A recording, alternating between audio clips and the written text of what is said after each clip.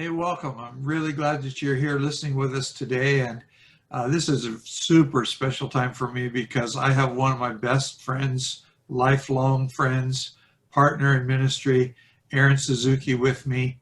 I can safely say that without Aaron's presence, there would not have been all those churches in Hawaii and all the churches that were born from Hawaii around the world. And so today, this is kind of special. We're doing it in audio. Also, we're going to save the video because this is kind of Hope Chapel legacy stuff. And just really excited to have you here, Aaron. I want to have you just introduce yourself. Tell what you did before we moved, struggles that you had. I mean, the company trying to bribe you with all kinds of things to stay behind. And then tell us just a little bit about what you did in Hawaii, how our roles worked with each other, and we'll just go from there. We're just kind of rock and roll today. So this is Aaron. Okay. Thank you for all those nice things you just said. I guess I started off at Honda, American Honda, and I was in a group that was called Product Testing and Development, and basically we got our own products and tested it against the other competition, Yamaha and the rest. And so that's what I did. And then in the midst of that, I got very, very depressed and really wanted to end my life. On a Wednesday, I thought, this is it. And there was a fellow that I worked with that I knew was this Jesus kind of person. And so I asked him how to become a Christian, and he gave me the book of Romans, and I read it, and I figured, okay, that ain't for me because I don't understand anything that the book said. On Friday was when I was going to basically overdose, and my friend on Thursday night said God had a plan for me, and I started crying, and something changed inside of me. And so Friday, didn't even think about that. And that started my little adventure as far as being a Christian. I went to Ralph's church, the second church I went to, because the first church I went to, and I had a hard time even going into the church because it seemed like I was going to do something wrong. And I went to Ralph's church. He had just started the church in Manhattan Beach. And I figured from the folks that I saw, there was nothing I'd be able to do wrong because they all looked like it was the same group. We were all the wrong guys. And that group, I started to meet guys that ended up being a pastor in Maui. I met a lot of guys that basically discipled me, although I don't know if I would have called it discipleship because the word discipleship seemed to be teacher and student, but these guys weren't that way. They just treated me like one of the guys, and they would explain why they were doing something, and that's the discipleship I got. Now, because I'm 71 now, what was the rest of the question? Just kind of what led up to going to Hawaii, and because I know you had some struggles with it. I know it was hard on you folks. And then yeah, that's right. Hard on American Honda. They didn't want to let you go. Yeah, my folks, being a typical Japanese family, I was in a good job, good paying job, and I told him about Ralph had mentioned something at church saying that he had a vision, and I thought, what's a vision exactly? Because that week I had a dream, and a fellow that was in college that was working at American Honda, he actually took a picture of me having this dream. I was asleep at work at my desk, and he took a picture. Just thought it was kind of humorous. But it was that moment that I had this, what I would describe as a negative in my head of a landscape. And later on, when Ralph started talking that weekend about visions, I went and asked him, what's the difference between a vision and a dream? And he said, why? And then I started describing this thing that I saw. And he says, I'll tell you the rest of the story. And he kind of did, actually. It's a place on Oahu that I've never been to. And it turned out it's the place where the church is currently, where Hope Chapel found its home. That got at least it made me feel like I should be considering this. And Honda was throwing out stuff like, let me just you know, there's a possible. let me Sure. interject something here for a second, and that is that on the Thursday, because we've been talking about this for some time about moving together, our families, and you had kind of dropped out of sight. Your son was born. You're pretty busy with family, and I was frustrated. I was praying, Lord, I need to hear from Aaron. I need something solid. And I got up and walked around my desk. I don't know where I was going, but I saw this thing, like it flashed in my mind. And I'm not given to visions. If people tell me they had a vision, I doubt that. But this, I saw the same thing that you saw. And I believe it's actually at the same time of the day. But that was one of those weird things that kind of gave us peace when we did move and things got a little rough. But anyway, talk about Honda. So anyway, so yeah, that is true. That the site that Hope Chapel is currently on was the site that was in this picture in my brain, and because I really didn't want to engage the fact that, well, maybe it was a vision, because it's a lot easier if you just think it's a dream, because the vision has a lot more. There's other things that's required of you. And I've always been somebody who's kind of dodged those kinds of things. Like, you won't see me on many interviews because I don't really like doing this kind of stuff. But we started off at, when we came here to Hawaii, we started off at the beach in Kailua because we couldn't find any other place.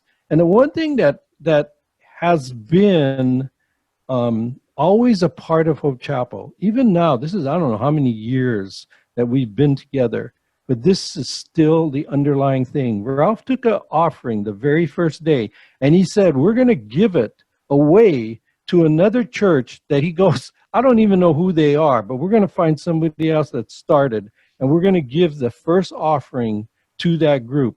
And then he said to us that we are going to be a church that is going to do things like this, give away. He says, we're going to give away some of the best people, which at that time, I think a lot of the people didn't quite understand it all, but it seemed like this is a good thing. These are real Christians. But later on, what it meant was some of the guys that we fell in love with as far as worship leaders, we gave them away. Some of the other leaders that we had, John Honnold was one of them that we all grew to love, and Guy Capelliella was one, Mike Kai was one. We grew to love these guys, but at one point, our church was ready to give them away, and I think a lot of other churches won't do that. They want to keep those guys in. But Ralph started off from day one, we're going to give them away. And then we brought a bunch of people with us who were helping us to lead, like in worship and what have you. And, when you first start a project like this, you get very involved and you want to be involved, and God wants you to be involved. But then to hear that you're going to have to probably give your job up to a local guy, and you know what? He might not do it as well as you, but we need to give it to the local folks. And so that kind of started this thing that is Hope Chapel to me. It's sort of the DNA of Hope Chapel. We've always been ready to give away our best. We've always been, that meant we started again from scratch sometime. Well, maybe not totally from scratch, because there was always a discipleship thing going on where there's somebody else that could take that person's place. But sometimes they weren't as good as the guy that just left. But it didn't matter because he would develop. And there's this book that Ralph introduced, In Search of Excellence. And there's this one section called Stick to the Knitting. And a while ago, I told Ralph, I don't know if I'm saying this right, but you ain't changed. In this many years, you haven't changed. And what I meant was those things that I just told you about, that's never changed. Hope Chapel has always existed that way. And we've tried to put it into the guys that have left Hope Chapel. We wanted that to be their DNA because our assignment was to reach 1% of Hawaii. And the only way to do it, in fact, when Ralph told me that and I was still at Honda, he said, I think God said to reach 1% of Hawaii. And I thought, how many people is that? He says, well, there's like 1.2 million people. So, and I'm not real good with math, but I knew it was over 100 people. That meant the church was going to be in church.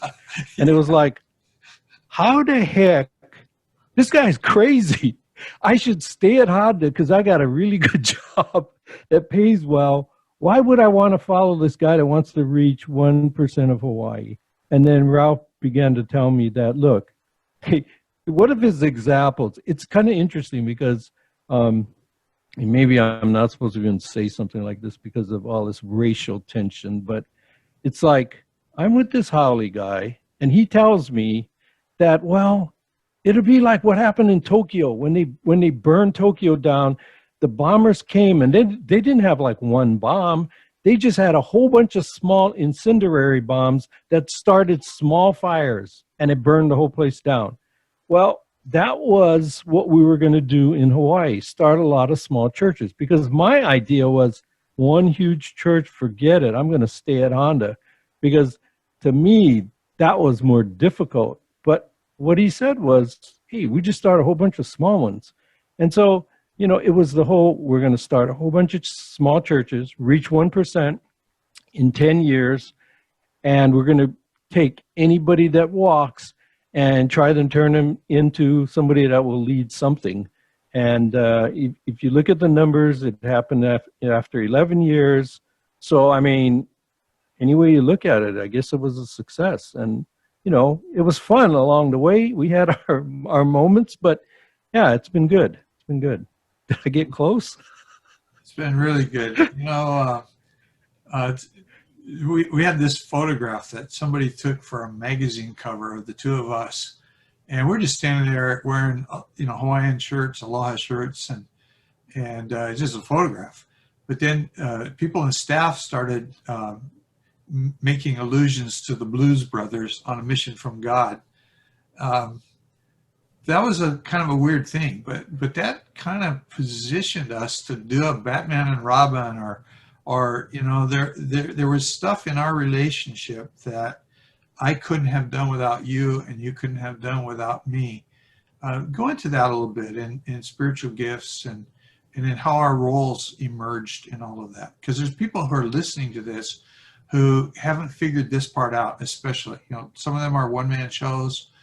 Some of them, things are shrinking around them. They're hurting bad. There's this need to have somebody who's alike in vision but different, so that you can work off of each other and work with each other. Go on, tell about the Blues Brothers. Like Ralph said, we're very different, and yet, and I don't know how exactly God put us together, other than with that vision and dream thing. But I started to realize that whoa, I gotta interrupt here. He put us together on the floor of my garage underneath a horrible old MG that would hardly run. That's right. You had to make it work. That's right. Okay, so here's what he talked about, the giftings. My gifting is as a servant. And so I had heard Ralph talk about his MG in his sermons. And if you've ever worked for a Japanese company, there's words that were just like bad words. And one of them was like anything made in England was a bad thing. Or if the gauge said Smiths underneath it, it was a piece of junk. So he would always talk about this car, and I would be sitting there thinking, I think I know what is wrong. I think I could help him. But I mean, after all, he's this guy, you know, he's the pastor. And then what I got was, one day he was sick. So I went over to his house with this other guy named Jim, and Jim knew Ralph, and I just said, look, just let me in the garage, let me fool around with the car, and then I'll be done, and hopefully I'll be able to fix it, and that'll be it. So we don't have to hear about his MG anymore. So I go over there, and that's when we first met, and that is true. So a lot of the things that I did with Ralph was like one of them was to make his Dart MG pass the smog emission test.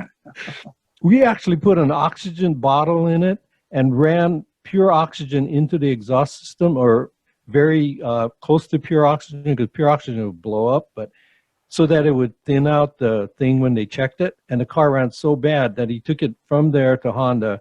Probably if I was at Honda, I'd be fired now. But we took it to Honda and then disconnected everything and made it rich again, because the thing wouldn't even run. So, okay, that's how we met. But like I said, my gifting is as a servant. And I knew right away that his was encouragement, because he could encourage anybody off of a cliff and tell them, you know what, if you flap your arms enough, you could fly. And I seen guys that just went off the cliff and he'd be looking down going, keep flapping, you can fly. and I'm saying that in a funny way, and some of you might even think it's a bad way, but it wasn't. It was a gift that he had, where he could find in a room, he could find somebody that God could probably use to go out and start something, or a leader. And some of the leaders he picked, I'm sitting in the background going, you gotta be kidding me. But he just has this gifting for it. My gift comes alongside it, and it's like, okay, Ralph said you could fly, and you can. And don't worry, the first time you hit, it won't be so bad. Try again. There was this, I mean, maybe Ralph didn't see it this way, but it's always like, mom's like dad and mom. And I happen to be mom. And so I would be very much involved with the guys saying, Ralph said this, what do you think? And then trying to encourage them. I was trying to mimic the encouragement that Ralph, his abilities. And then I tend to be, although I don't like this word, but I think I tend to be more of a administrator type, because to me, as ministry went on, the administrators seem to be the guys that always got in the way, because they'd always be worried about like insurance. And if you look at the pioneer type person, he didn't care about insurance. He just sees something that needs to get done out there. And, I'm an old guy and I can just say these things now, but where I am in life right now, it's like the administrators always made things more difficult. And to me, they prevented growth. There was one administrator that I met, Joe Volpe, on the East Coast, and he's the only one that understood the pioneer guys, and he became one. He went and quit his job at a denomination and went on to start a church on the East Coast. Did I come close? That's it. It was really good. You had a way of, Aaron would visit the churches and go incognito. And you're kind of a sneaky guy. You would always not tell us stuff during staff meeting that you knew until you thought it was really the appropriate time. Where if you had unloaded the gun early, everybody else wouldn't have had their opinion. Because of your senior role in the church, it would have shut everybody down. So you were really good about just sort of sneaking up on things and sneaking up on people. But very quickly we found out that in Japan, we'd have you going to Japan a lot, but also all the churches that we started. But when you'd go there, I know that you'd just go kind of, the pastor would know who you were, but nobody else. And for those of you that are listening, what was going on is he just goes standing against the back wall like he was new and didn't know what was up. And the odd, weird, strange Holy Spirit thing would happen is that somebody would come up and befriend him thinking he's, stranger, new person, whatever. And 3-4 weeks later, some problem would arise in the church. Inevitably, that person was the one who was the key to either the key problem causer or the key to solving the problem. So talk to us a little bit about your relationship with the pastors after they went out. And I mean, because some of these are really long-term relationships. You've invested an awful lot into, people all over Hawaii, in Japan, and different places. Just, kind of unpack all that. Maybe it's part of my nature to be a little bit on the sneakier side, but when I was working at Honda, we were buying everybody else's products and testing them against our products. So we had to be sort of sneaky, but it also gave me this ability to look for, like when I get on a motorcycle, where the foot pegs are, where the shifter is, I quickly take note of that. In fact, I remember one time Ralph goes, "How come you're so negative?" And I said, I was trained to be negative because when we got on the competition's motorcycle, you would critique it. When we got on our own, we'd critique it. So here I am now in the church world, and I'm critiquing everything because that's just the way I was trained. So a lot of times I'd be sitting in the back and in a sense, critiquing what was going on. Have I been welcomed? Like somebody that would want to be welcomed at a church. So I was taking in that. I was also tripping on wires and thinking, they're going to get sued if somebody trips on this thing. I would be the first guy up and putting away chairs if they had to fold chairs up, because I wanted to just be a part of what was going on and meet some of the guys who were the helpers. And then as time went on and they found out, what my job was and what have you, they would ask if that's why I came. Was it just to critique them and look at things that they did wrong? And it was never that. It was always to get back with the pastor, because pastors are sometimes really insecure. And just tell them, you guys do this really well. And it was always to try to encourage them just as much as I could. And that's another thing. I learned that from the way Ralph did things. So I would just try to encourage the guys, you're doing well. Oh, we don't have so many people. What do you think? I don't know. Why don't you ask some of those guys?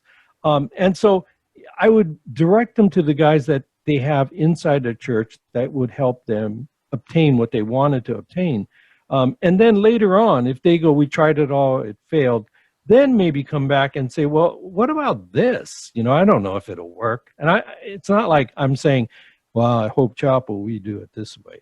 It's more of, what about this? What do you think about that? Because it comes across sort of non-threatening. I want the guys who are leading the church to believe that it was their idea, because it'll work then.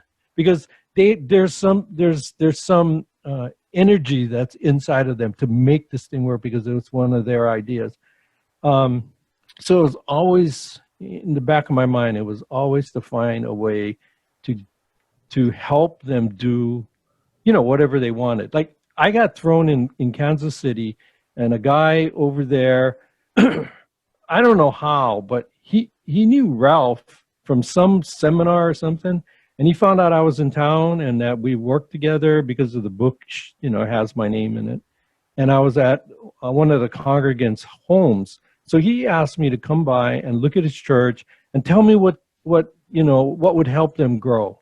He says, because we just started 2 other churches and our numbers have dropped and it's really difficult, And I remember going there and I thought, this is where we need Ralph to come in, because he could always find something. I'm sitting there looking at this big building. He's saying only a small portion of the building is being used now because we sent out these 2 ministries. And I think it was the Holy Spirit that gave this to me. I asked him, what are all those flags around the room? Oh, those are all the countries that we want to go and and do ministry in. And I said, that's really good, but how many of them are you actually in? Oh yeah, there was one country that they're in, but there was all kinds of flags. So I told the pastor, look, why don't you, the two churches you went out and started, they're meeting in schools, right? He said, yeah. I said, why don't you get the high school flag, whatever they have, their banner or whatever, their logo, and put it up instead of those flags, put those up and tell the people that we've started these 2 these two churches, and maybe you get the high schools nearby and fly those flags too, but make it so that you guys you already have reached something, so put it up there and say there's 2 more schools and 1 more school, because that will encourage the people that we gave away people and we gave away our friends, but we're reaching, isn't it? We're supposed to reach the world. So, I mean, that's their portion of reaching the world.